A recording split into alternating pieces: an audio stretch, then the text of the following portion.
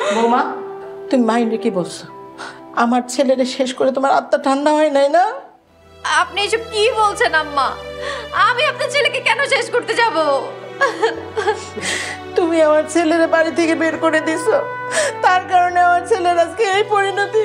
আম্মা, আমি আপনাকে কতবার বলবো, শোয়েব নিজে থেকে বাড়ি ছেড়ে চলে গেছে। স্বামী স্ত্রীর মধ্যে তো কত ঝগড়াঝাটি হয়, তাই বলে কি এভাবে চলে যেতে হবে? চলে কি আর সাধে গেছে? তোমার অত্যাচারে আমার ছেলেটা চলে গেছে। দেখেন, মুখ বুঝে অনেকক্ষণ ধরে আমার মেয়ের দিকে তাকিয়ে আপনার যা তা কথাবার্তা সহ্য করতেছি, ঠিক আছে? আপনার ছেলেটা মরে গেছে, এখন কি আপনি আমার মেয়েটাকে মেরে ফেলবেন? হ্যাঁ, আপনার ছেলের সুখে আমার মেয়েটা কাঁদতে কাঁদতে পাগল হয়ে যাচ্ছে, আর আপনি সেই কখন থেকে যা না তাই বলে যাচ্ছেন। এখন কিন্তু আর সহ্য হচ্ছে না।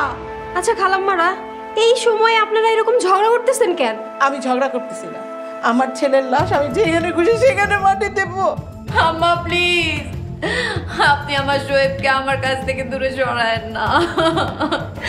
শোনো বৌমা, তুমি আমার জীবিত ছেলে নিয়ে আসছিলা, আমি আমার মৃত ছেলে নিয়ে বাড়িতে যাচ্ছি, তুমি আর একটা কথা বলবা না। আম্মা, আম্মা, আমি শোয়েবকে কথা দিছিলাম।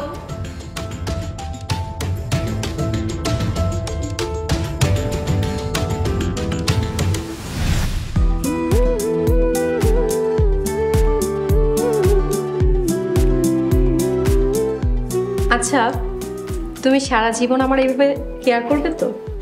অবশ্যই করব, কেন করব না?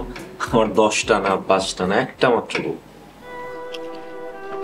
কেন, তোমার কি আরো অনেকগুলো বিয়ে করার ইচ্ছা আছে নাকি? পুরো বোকা, আমি তোমাকে পেয়ে অনেক খুশি আছি, আমার আর কেউ লাগবে না। সত্যি বলতেছো? হ্যাঁ, একদম 100% সত্যি। আমি যদি তোমার পাশে কখনো কাউকে ঘুরঘুর করতে দেখি, তাহলে কিন্তু একদম মেরে ফেলবো। আমার পাশে অন্য কেউ কেন ঘুরবে? আমি তো কাউকে চান্সই দিব না। তাহলে তুমি আমাকে প্রমিস করো যে তুমি সারা জীবন আমার পাশে থাকবে। প্রমিস, সারা জীবন আমি তোমার পাশে থাকবো। তবে আমাকে একটা কথা দাও, আমি যদি মারা যাই প্রতি শুক্রবারে আমার কবরের পাশে গিয়ে দোয়া করবা। কি উল্টাপাল্টা কথা বলতেছো? তোমার কিচ্ছুই হবে না। আচ্ছা, আমাকে কথা দাও। আচ্ছা ঠিক আছে, কথা দিলাম।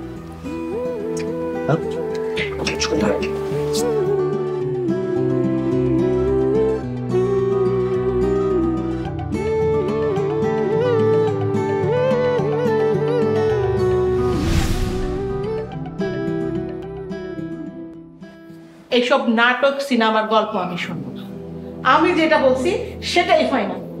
আপনি বললেই তো আর ফাইনাল হবে না। আমিও দেখে নিব আমার শোয়েবকে আপনি আমার কাছ থেকে কিভাবে নিয়ে যান।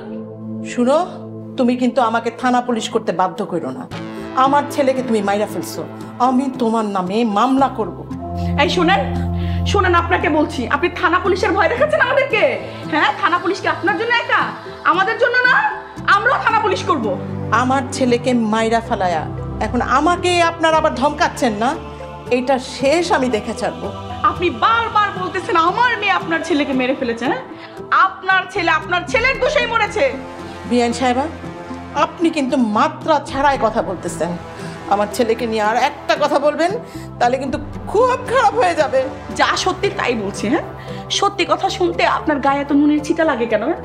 আপনার ছেলে আমার মেয়েটাকে রেখে অফিসের কোন ম্যাডামের পিছে পিছে ঘুরঘুর করতো। হ্যাঁ, আর আপনি এখন বলছেন আপনার ছেলেকে আমার মেয়ে মেরে ফেলছে। আপনি আর আপনার মেয়ে মিলে আমার ছেলের নামে কি যুক্তি পরামর্শ করতেন আমি সব জানি।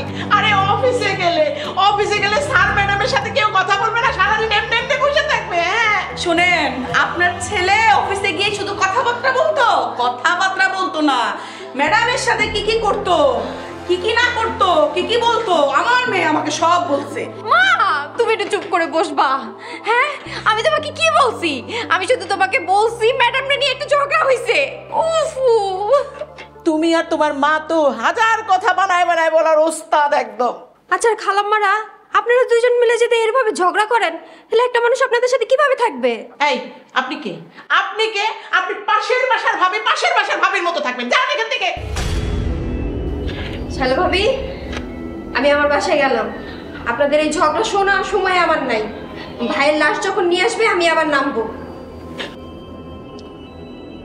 পাশের বাসার ভাবিনে নিয়ে পয়সা থাকছো সংসারের মধ্যে, এরা তোমার ব্যক্তিগত বিষয়ে কথা বলে, সারাদিন আমার ছেলের নামে তোমরা এই শুনেন, আপনি আমার মেয়েকে এভাবে ধমকাতে পারেন না। আপনি সবসময় মেয়ের মাঝে আর ছেলের মাঝে থাকেন না।